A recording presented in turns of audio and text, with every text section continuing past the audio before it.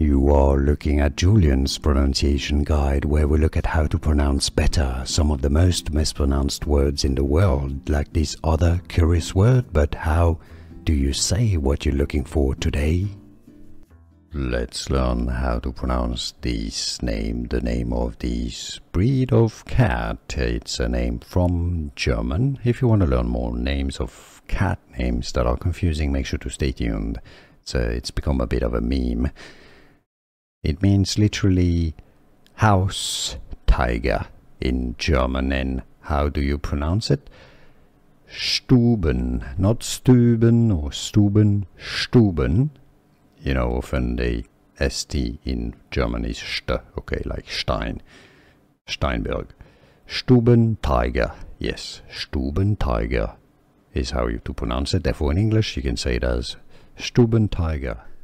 Here are more videos on how to pronounce more confusing words and names too many mispronounced. Like this video if you found it useful. I appreciate your support. I'll see you soon and thanks for watching.